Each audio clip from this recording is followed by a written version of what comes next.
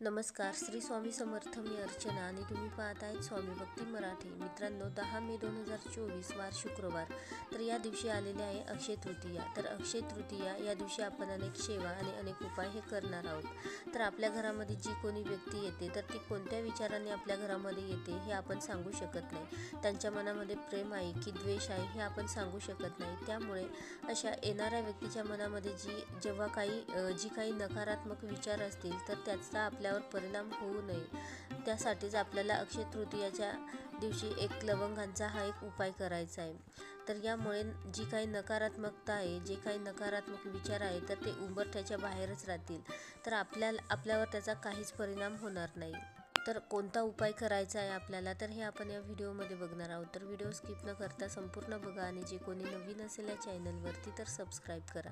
तर बघा, अक्षय तृतीया ही शुक्रवारी आहे. तर अक्षय तृतीया ही 3.5 मुहूर्तांपैकी एक शुभ मुहूर्त मानला जातो आणि त्यामुळेच लवंगांचा हा उपाय आपल्याला करायचा आहे. तर दिवसभरामध्ये जमेल तेव्हा तुम्ही हा उपाय करू शकता. सकाळी किंवा दुपारी किंवा संध्याकाळी केला तरीही चालेल आणि जमेल तर नक्कीच सकाळीच करा. तर तुम्हाला जो काही त्रास होत असेल तर त्यापासून मुक्त होण्यासाठी तुम्हाला हा उपाय करायचा आहे. तर हा उपाय कोणीही करू शकतं, स्त्री पुरुष ज्यांना करण्याची इच्छा असेल तर तेही हा उपाय करू शकतं. तसेच अक्षय तृतीया हा दिवस भगवान विष्णूंना समर्पित असतो, माता लक्ष्मीला समर्पित असतो आणि जिथे भगवान विष्णूंची सेवा केली जाते तर तिथे माता लक्ष्मी अखंड वास करते. त्यामुळे आवर्जून सर्वांना हा उपाय करायचा आहे. तर भगवान विष्णूंच्याही ज्या सेवा करायला जमतील त्या सेवा तुम्ही या दिवशी करू शकता. तर सकाळी लवकर उठून स्नान करून घ्यायचं आहे आणि आपली रोजची देवपूजा करायची आहे. घराची स्वच्छता करून घ्यायची आहे आणि त्यानंतर घराचा उंबरठाही आपल्याला स्वच्छ करायचा आहे. घराच्या मुख्य दरवाजाच्या उंबरठ्याला हळदीचं लेपन करायचं आहे. दरवाजासमोर रांगोळी काढायची आहे आणि मुख्य दरवाजावर हळद आणि कुंकू आणि स्वस्तिक काढायचं आहे.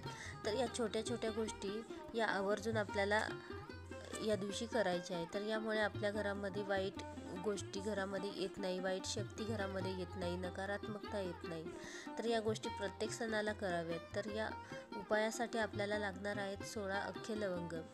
तर हे लवंग तुटलेले किंवा खराब झालेले नसावे.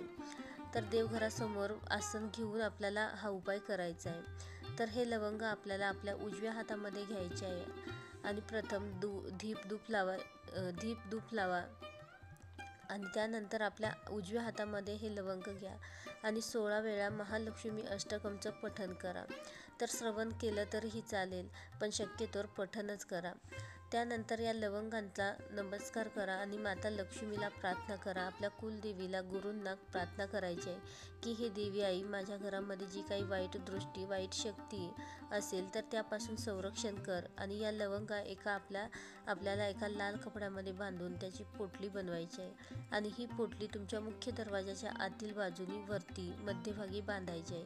कारण जी काय व्यक्ती घरामध्ये प्रवेश करते तर ती आपल्या मुख्य दरवाजातूनच येते आणि त्यामुळेच आपल्याला ही पोटली आपल्या मुख्य दरवाजाच्या आतील बाजूनी वरती बांधायची आहे.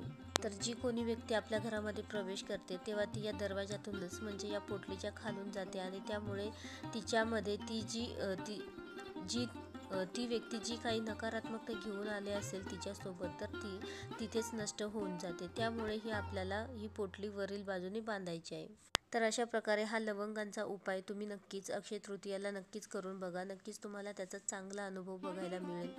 तुमच्या घरामध्ये जी काही येणारी नकारात्मकता आहे तर ती घरामध्ये प्रवेश करणार नाही. जी काही वाईट शक्ती, बाधा असेल तर तीही प्रवेश करणार नाही आणि तुमच्या घरामध्ये कायम सुख आणि समृद्धी नांदेल. तर अवश्य तुम्ही अक्षय तृतीयाच्या या शुभ मुहूर्तावर तुम्ही हा 16 लवंगांचा उपाय करून बघा. नक्कीच तुम्हाला चांगला अनुभव मिळेल. व्हिडिओ जर आवडला असेल तर नक्कीच लाईक करा, कमेंट करा, शेअर करा आणि सबस्क्राईब करा. श्री स्वामी समर्थ.